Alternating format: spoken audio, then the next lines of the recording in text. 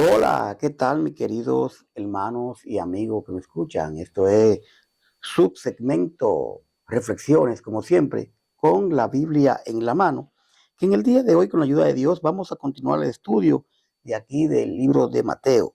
Hoy nos toca lo que es el capítulo 8, desde el 5 en adelante. Vamos a hablar de lo que es Jesús sana al siervo del centurión. Aquí podemos ver cómo el Señor va a sanar a un siervo de un jefe militar. Y dice Mateo 8:5, que yo le pido que me acompañe. Repito, Mateo 8:5, que dice de la manera siguiente. Entrando Jesús en Capernaum, vino a él un centurión rogándole.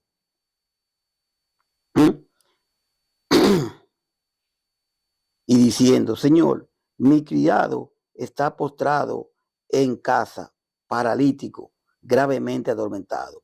Y Jesús le dijo, yo iré y le sanaré. Respondió el centurión y dijo, Señor, no soy digno de que entres bajo mi techo, solamente di la palabra y mi criado sanará. Porque también yo soy hombre bajo autoridad y tengo bajo mis órdenes soldados, y digo a este, va y va, y al otro, ven y viene, y a mi siervo, haz esto, y lo hace. Al oír Jesús, se maravilló y dijo a los que le seguían, de cierto os digo que ni aún en Israel he hallado tanta fe. Y os digo que vendrán muchos del oriente y del occidente y se sentarán con Abraham e Isaac y Jacob en el reino de los cielos. Mas los hijos del reino serán echados a las tinieblas de afuera. Allí será el lloro y el crujir de dientes. Entonces Jesús dijo al centurión, ve, y como creíste, te sea hecho. Y su criado fue sanado en aquella misma hora. Bueno, realmente, viendo aquí esta conversación de Jesús con este jefe militar, donde Jesús reconoce la mucha fe, la tanta fe que tiene este hombre, pues hace el milagro. Señores, la fe, mis queridos hermanos y amigos, es muy importante que nosotros tengamos fe en el Señor. Y Él hará. Ahora bien, pero es bueno que esa fe que usted tiene, que yo tengo, vaya acompañada con la hacer la voluntad del Señor. Realmente este centurión se acercó a Jesús porque él tenía la seguridad de que Jesús lo iba a sanar, que Jesús iba a hacer lo que él, ¿verdad? Quería que pasara. Usted y yo debemos acercarnos a Jesús en este momento, esperando que Él haga lo que realmente nosotros necesitamos, pero aquí hay algo que lo va a hacer, pero es de acuerdo a su voluntad. No es porque yo me acerque a Jesús, Él va a hacer las cosas. No, yo debo acercarme a Jesús confiadamente, acercarme al trono de la gracia, pero saber que tengo que esperar que se haga la voluntad del Señor y no la voluntad mía. Aún yo quiera sanarme, yo tengo que obedecer al Señor. ¿Mm? Y entregarle mi enfermedad al Señor, entregarle lo que yo necesito en mi vida y esperar en Él, saber esperar. Pero aquí Jesús anda haciendo estos milagros para eso, para que los que no creían vean que Él era Dios, que Él tenía el poder de hacer todas estas cosas. Y dice el verso 5, entrando Jesús en Capernaum, vino a él un centurión rogándole. Centurión, yo le decía que era un oficial del ejército romano a cargo de unos 100 soldados. Por eso se habla centurión, 100 soldados. En una legión romana de 6,000 soldados, habían 60 centuriones.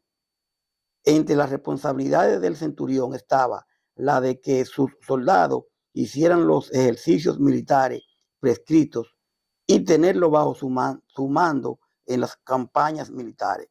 Entonces él se acerca y dice aquí, y diciendo, Señor, mi criado está postrado en casa, paralítico, gravemente atormentado. ¿Mm? Entonces él le dice al Señor que su criado está enfermo y que tiene fuertes dolores y que no puede moverse. Le dice el centurión a Jesús. Entonces, ¿qué dice el 7? Y Jesús le dijo, yo iré y lo sanaré. Jesús lo escucha y de inmediatamente le dice, yo iré a sanarlo. Pero fíjese aquí, el centurión, la respuesta. Respondió el centurión, el verso 8, y dijo, Señor, no soy digno de que entre bajo mi techo, solamente di la palabra y mi criado sanará. Aquí el centurión le dice, Señor, yo no merezco que entre usted en mi casa. Basta con que ordene desde aquí que mi sirviente se sane y él quedará sano. Salmos 107, 20. El centurión reconoce quién es, un militar, vaya usted a saber, y dice, no, yo no soy digno de que tú entres en mi casa. Con tú decir la palabra, tú me vas a sanar al cielo. Wow, este hombre reconoce el poder de Cristo. Este hombre reconoce que Jesús puede sanarlo. Y dice, que nomás con tu palabra puede entrar. Y usted y yo reconocemos realmente el poder de nuestro Señor. Reconocemos que Él es nuestro Salvador. Pues si reconocemos que es nuestro Salvador, ¿por qué no le entregamos nuestra alma, nuestra vida? ¿Por qué no reconocemos? Reconocer a un Salvador como Salvador es simplemente que nosotros estábamos sin esperanza. Y este hombre, Jesús, 100% hombre, 100% Dios, vino a dar su sangre, su vida por usted y por mí. Entonces, para reconocerlo, tenemos que arrepentirnos y bautizarnos para el perdón de nuestros pecados. Hechos 2:38. Entonces, eso es lo que hace un salvador. Usted se está ahogando en una playa, alguien que lo salva, que lo saca del mar, o del río, de donde se esté ahogando, ¿qué usted no haría por ese que lo salvó? ¿Verdad que sí? Que usted queda agradecido. Bueno, pues Cristo nos salvó de una muerte eterna. Y es lo que quiere que usted que me está escuchando, pues lo reconozca como Salvador. ¿Cómo? Delante de los hombres. Si yo acepto al Señor como mi Salvador, ¿verdad? Y me bautice para el perdón de mi pecado. Entonces el centurión le dice, yo no merezco que entre usted en mi casa.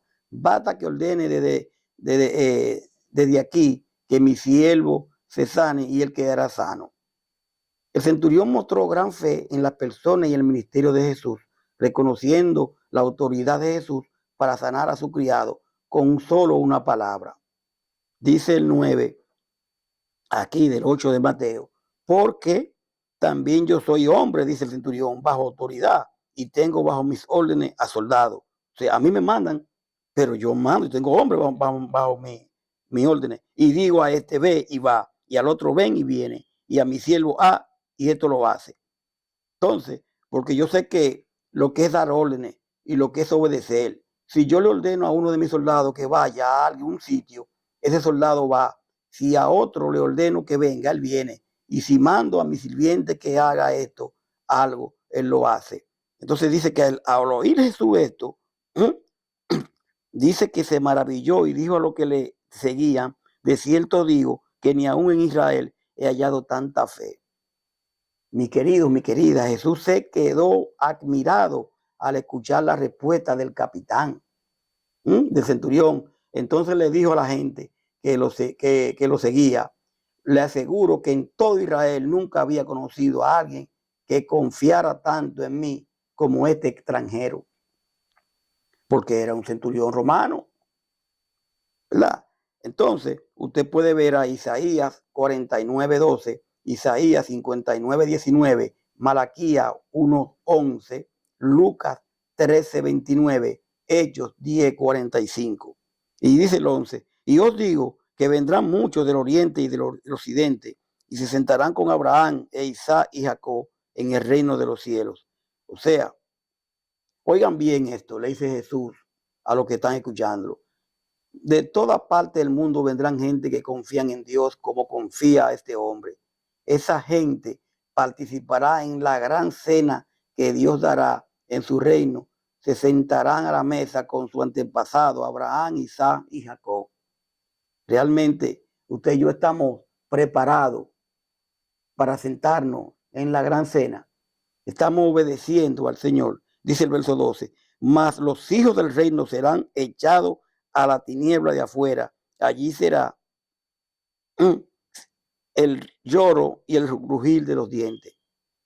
Pero los que habían sido invitados primero a participar en el reino de Dios serán echados fuera a la oscuridad. Allí llorarán el de dolor y rechinarán de terror los dientes. Podemos ver a Mateo 13, 42 y 50, Mateo 22, 13, Mateo 25, 30, Lucas 13, 28.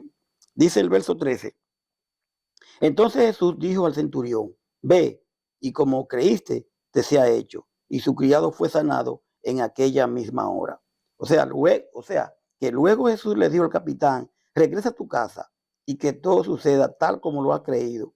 En ese mismo instante, su sirviente quedó sano. Como ha creído, le dice. O sea, es decir, conforme a la fe en Jesús que tenía el centurión, conforme a la fe.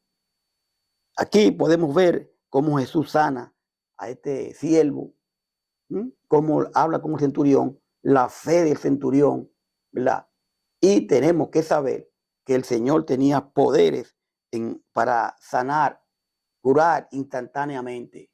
Hoy, usted y yo debemos de saber que nosotros podemos orar por la persona. Podemos orar por la persona y que si el Señor quiere, puede hacer como Él quiera. Pero yo no tengo poder curativo ni en ningún momento ni para imponer manos para sanar a personas. Yo puedo orar simplemente. Y usted, el que oran, debe tener fe. Y el Señor hace como Él quiera. Pero hoy no hay hombre que tenga poder para sanar a nadie, así como usted lo escucha, así como usted lo está escuchando. Habían unas personas que podían imponer manos y eran los apóstoles. Ellos sí estaban certificados para esto. Y ya los apóstoles hoy en día, aunque no están físicamente, lo tenemos en la palabra. Porque cuando leemos a Pedro, primera de Pedro, estamos leyendo un apóstol. Cuando estamos leyendo a Corintios, estamos leyendo un apóstol, el apóstol Pablo. Pero físicamente no tenemos personas que puedan imponer manos, porque la imposición de manos con la muerte de los apóstoles terminó. Hay personas que dicen que sanan gente. Yo siempre he dicho, pues vamos a llevarlo a un hospital para que se den gusto sanando personas. Entonces, ya para terminar, la gran fe del centurión es la clave. Muchos otros gentiles seguirán su ejemplo y entrarían en el reino de los cielos. En tanto, muchos judíos quedarían excluidos, como dice el verso 12, porque dice, más los hijos del reino, judíos, serán echados a la tiniebla de afuera y allí será el lloro y el crujir de los dientes. ¿Por qué? Porque no creían en Jesús. La importancia de nosotros entender que el Señor es el Hijo de Dios y es Dios mismo. Debemos de entender eso. Y que Cristo, Jesús, es el camino, la verdad y la vida. Vamos a dejarlo ahí por el día de hoy, para entonces venir con el verso 14, donde la suegra de Pedro es sanada. Usted tiene sus capítulos y versículos ahí. Usted lo que tiene que hacer es estudiarlo. Hoy estuvimos leyendo a Mateo 8, realmente, y usted se va a dar cuenta, leímos del 8, Mateo 8, desde el 5 al 13, para que usted pueda ver todo lo que hemos dicho. Paz de Dios. Hasta la próxima. Bye bye.